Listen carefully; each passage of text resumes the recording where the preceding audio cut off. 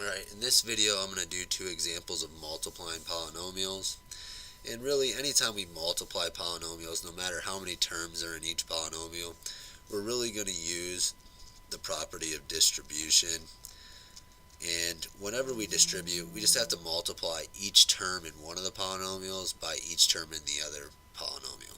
So for instance, I have to multiply this negative x squared to both of these terms, and then I got to multiply the 2x to both of these terms, and then times the 4 to both of these terms. So we're going to end up doing a lot of distribution. The biggest proponent to getting these questions right is just staying orderly about how we're doing it. So the first one that I'm going to do is I'm going to take negative x squared times an x. Well, if I take negative x squared times x, that's really going to be negative x to the third. And then if I take that negative x squared and I multiply it to the second term in the group, negative 3, well, that's going to make it a positive 3x squared. Now, likewise, I got to do that same thing with the next term, so I got to take 2x squared, or 2x times an x, which gives me 2x squared. So we're multiplying those two. And then once again, we have to take that 2x times the negative 3, which in this case will give us negative 6x. And then lastly, we have to do the same thing with the 4. So 4 times x is a positive 4x, and then 4 times the negative 3 is a negative 12. Now, notice that I write out each of those terms that I just multiplied linearly, and now it becomes a problem of combining like terms. So I start with the highest power usually, and I notice I only have one x to the third term, so I can just copy down negative x to the third. And then I like to cross it off just so I know that I've used it. Then moving over to the second highest degree, I have 3x squared plus 2x squared. Well, that's really just 5x squared. So go ahead and cross those off as well. Negative 6x plus 4x is a negative 2x. And then lastly, I just have this negative 12 that's by itself.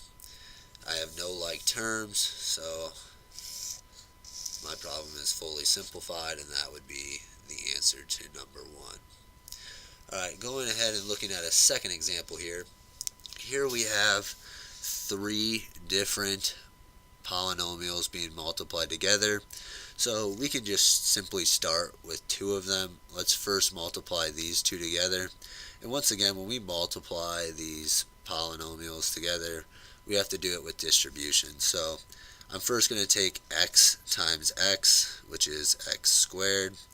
Then I have to take the x times the 4, which will give me 4x.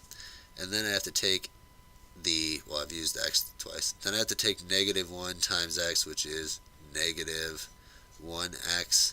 And then take the negative 1 times the 4, which gives me negative 4. Notice I haven't done anything with this x plus 5 yet. So I'm going to put this first piece in parentheses because I still need to multiply it by the x plus 5.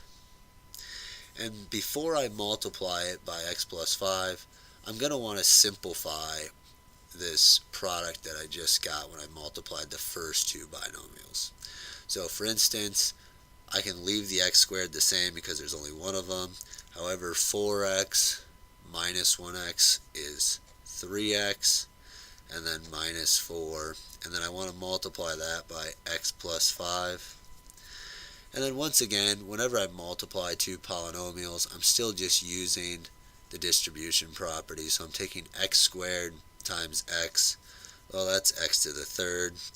And then I'm taking x squared times 5, which is going to be a plus 5x squared. Then I'm going to do the same thing moving on to the second term. So 3x times x is going to be a positive 3x squared.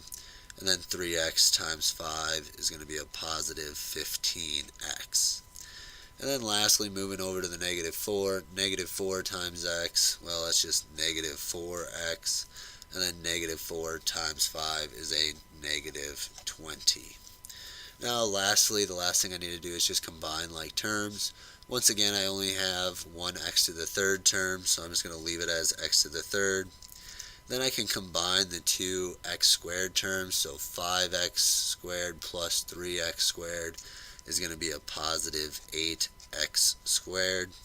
And then if I take 15x minus 4x, I get a positive 11x. And then lastly, I have the minus 20 at the end. So my solution to this multiplication problem will be x to the third plus 8x squared plus 11x minus 20.